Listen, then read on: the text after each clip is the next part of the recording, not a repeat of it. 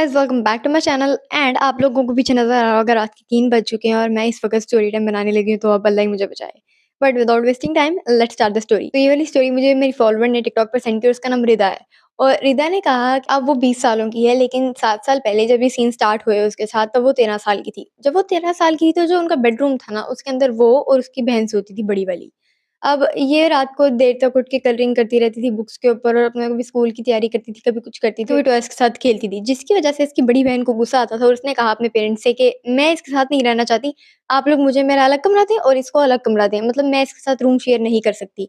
तो जो रिदा की बहन थी उसने अपना अलग रूम ले लिया और अब रिदा जो है वो अकेली इस रूम में रहती है। इस रूम में रहने के बाद उसे ऐसा फ़ील होने लग गया कि जब इसकी बहन चलेगी ना, लाइक रूम शिफ्ट कर लिया उसने, तो ये बहुत अकेला-अकेला फ़ील करने लग गई और अकेला-अकेला इस तरह फ़ील करती थी ये रात को कि इसे नींद भी नहीं आती थी। मतलब ये बहुत देर-देर तक जागती रहती थी और बच्चे आप लोगों को पता है इतनी देर तक नहीं जागते, वो जल्दी सो जाते हैं। तो ये रात के 3-3 बजे तक जागती थी और इसे बहुत अजीब फ़ीलिंग आती थी। इसे ऐसा लगता था कि इसे कोई कंटीन्यूअसली देखता है।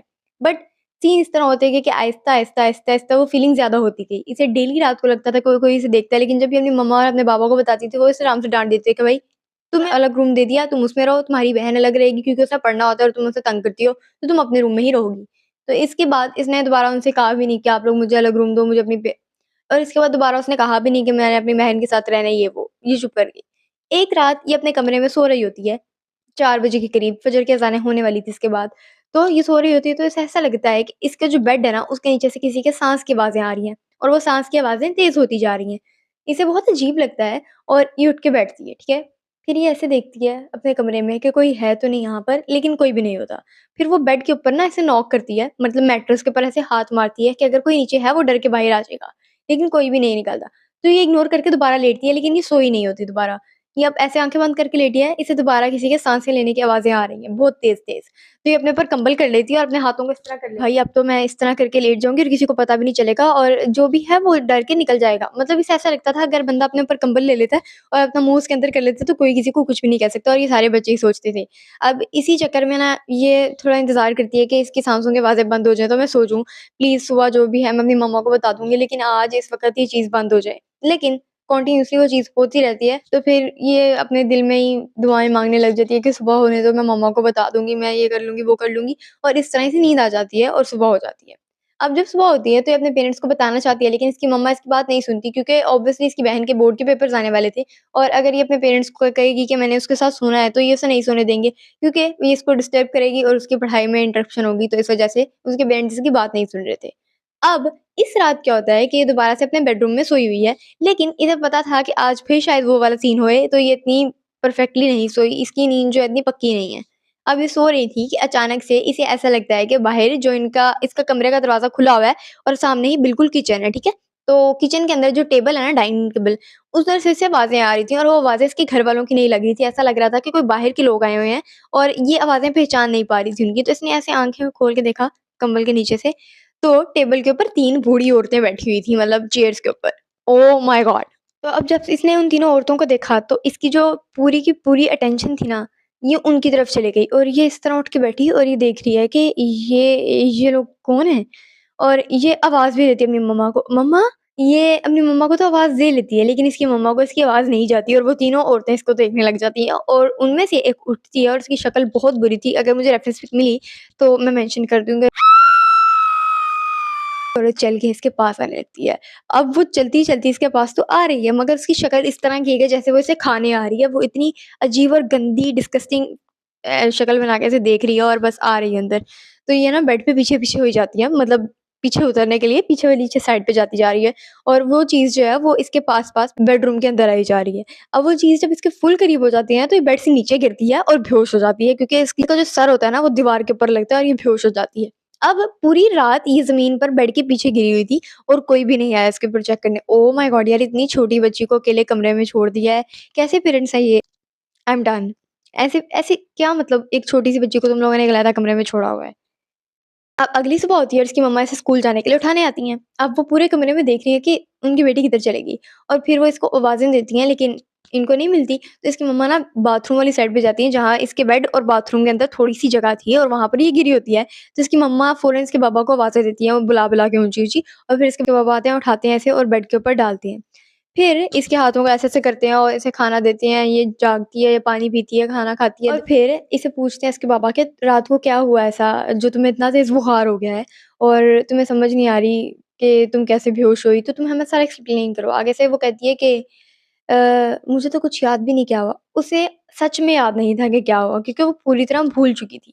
तो उसके पापा बहुत ज़्यादा हैरान होते हैं कि क्या मतलब ये बेहोश होके गिर गई थी। फिर उसके पापा को लगता है शायद ये बेड से रोल होती हुई खुद ही गिरी और इसका सर दीवार पे लगा और ये बेहोश हो गई।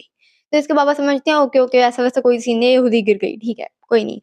तो अभी भी इसकी बहन के आखिरी बोर्ड के पेपर्स चल रहे थे तो इस वज़ह से इसके पापा इसको उसकी बहन के साथ नहीं सोने दे सकते और मुझे पता नहीं इसकी बहन इतनी ज़्यादा सेल्फिश क्यों है मतलब क्या यार? और फिर कुछ दिन गुज़र जाते हैं और इसके दिमाग से वो सारा सीन निकल जाता है क्योंकि किसी न किसी तरह इसको वो याद नहीं रहता। अब ये एक दिन दोबारा अपने कमरे में बैठी हुई है कि इसकी बहन इसके पास आती है और वो आके इसके पास बेड पे बैठती है और ये दोनों बातें कर रहे होते हैं कि अचानक से इसकी बहन कहती है, "तुम्हें वो सब कुछ याद नहीं जो तुम्हारे साथ उस रात हुआ था?" तो ये आगे से कहती है, "क्या हुआ था?" तो इसकी बहन ना इसे ऐसे करके सर पे ऐसे हाथ मारती है।